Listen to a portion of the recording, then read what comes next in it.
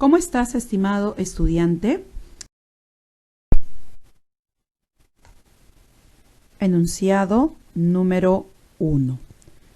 Tome en cuenta los significados que se dan entre paréntesis. Luego encierre la palabra según sea polisémica u homónima. ¿Te acuerdas? Vamos a ver la parte teórica. Tenemos relaciones de forma y significado. La monosemia, cuando había un solo significado. La polisemia, cuando el significante tiene varios significados que generalmente tienen algo en común. Cresta, por ejemplo, la cresta del gallo, la cresta de la montaña, la cresta de una ola, ¿no? Entonces hay alguna relación. Y en la homonimia más bien los significantes coincidían en escritura, pero sus significados eran distintos, ¿no? Tal vez Lima la fruta, Lima la ciudad, Lima la herramienta. Tomando en cuenta ello, vamos a ver. Copa de vino, copa del árbol, ¿qué podrá ser? Muy bien, polisémica. Gancho, gancho de ropa, de boxeo, ¿qué podrá ser?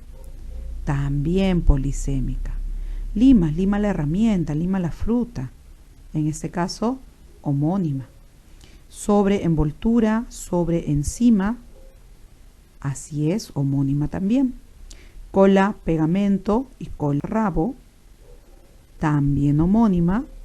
Y cola, fila y cola, parte de un vestido, una polisémica. Muy bien.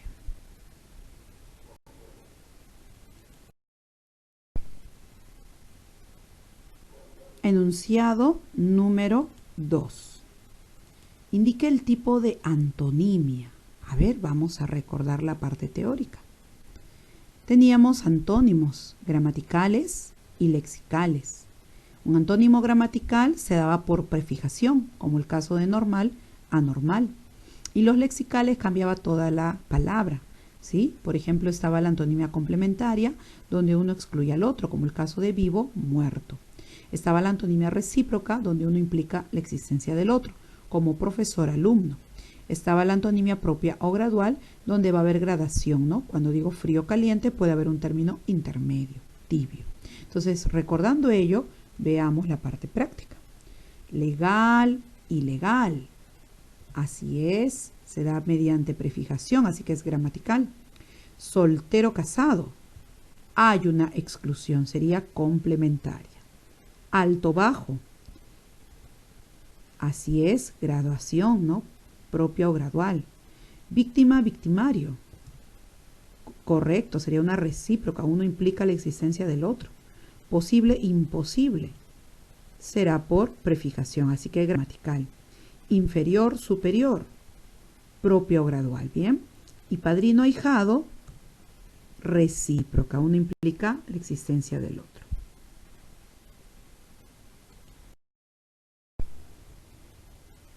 Enunciado número 3. En enero y mes se presenta un caso de y en llama vicuña un caso de. Vamos a recordar las relaciones de inclusión. Bien, recordemos que se habla de hiperónimos, hipónimos y cohipónimos. En este caso, el hiperónimo. Podemos decir que es la palabra que incluye a otras de significado más específico. Cuando digo animal, es un hiperónimo respecto de pez, de ave. O ave es otro hiperónimo respecto de colibrí y gallo. El hipónimo, en cambio, es el elemento que es más específico, el que está incluido en otro de significado amplio. Pez, por ejemplo, sería un hipónimo de animal, igual que ave. Y los cohipónimos son los hipónimos que comparten con otro un mismo hiperónimo. Entonces aquí podríamos ver que pez, ave serían cohipónimos. De la misma manera, colibrí y gallo. Bien, recordando ello, vamos a la parte práctica. ¿Cuál sería entonces? En enero y mes, ¿qué se presenta? ¿Un caso de qué? Enero, incluido en lo que es mes, ¿no? Y en llama vicuña, ambos ¿qué serían? Auquénidos. Entonces ahí se presenta muy bien. En el primer caso, hiponimia y en el segundo caso, cohiponimia. Bien, continuamos. Enunciado número 4. Escriba los procesos de formación de las siguientes palabras. Bien, ¿te acuerdas de los procesos? Vamos a recordar. Teníamos derivación, parasíntesis y composición.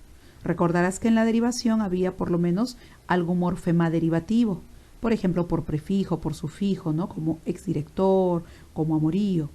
En una parasíntesis, recordar los dos casos, había parasíntesis cuando había composición y derivación, como sietemesino, quinceañero, se unían lexemas más derivado. O en parasíntesis donde veíamos una raíz con prefijo y sufijo, ¿no? Como por ejemplo enlodar, ahotonar, ensombrecer. Y una composición, recordarás, se daba por yuxtaposición, se unían dos o más raíces como abrelatas, mototaxi, y una propiamente dicha se alteraban, por ejemplo, fonéticamente, ¿no? O algunas de las raíces, como pelirrojo, cabizbajo, mapamundi, ¿sí? ¿Qué más teníamos? Teníamos también estos procesos. Teníamos la sigla, el acortamiento, onomatopeya, acrónimo, préstamo lingüístico. Recordarás la sigla, palabra formada por letras iniciales, iba con mayúscula, como el caso de RAE, DNI. El acrónimo era un tipo de sigla donde podíamos encontrar de repente un acrónimo que se lee pues de corrido como palabra, como el caso de Sedapal, o también aquellos casos como OVNI, SIDA, ofimática. Estaba el acortamiento, donde veíamos que se reducía la parte final o inicial de la palabra, como cole, peli, profe. O tal vez en onomatopeya, donde veíamos la palabra cuya forma fónica imita el sonido de la naturaleza, como tic-tac, run-run, kikiriki. O préstamos lingüísticos, ¿no? Como palabras que se han incorporado, como el caso de bypass, tique, boulevard. Tomando en cuenta ello, vamos a la parte práctica. Ropavejero, ¿qué podrá ser? Así es, una parasíntesis. Latinoamérica. Correcto, una composición, en este caso una yuxtapuesta. Tic-tac, ¿qué podrá ser? Así es, una onomatopeya. Cine. Cine será un acortamiento. Submarino, ¿qué será? Derivación, muy bien. Sedapal, acronimia. Y OMS será sigla, siglación. Muy bien, vamos a continuar. Enunciado número 5. Segmente morfológicamente las siguientes palabras. ¿Te acuerdas en la segmentación? Recordábamos, por ejemplo, las clases de morfemas, libres, ligados, y tomando en cuenta el significado, recordarás el morfema lexical y los morfemas gramaticales, que es lo que vamos a ver acá en esta segmentación. El lexema, la raíz, los gramaticales que serán pues los derivativos y los flexivos, ¿te acuerdas?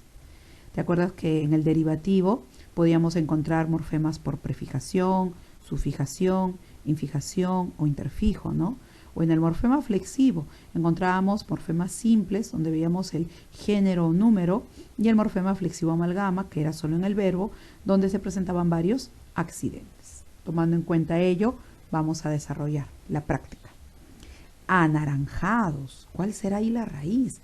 Puedo jugar ahí con la palabra. Naranja, naranjita, anaranjado.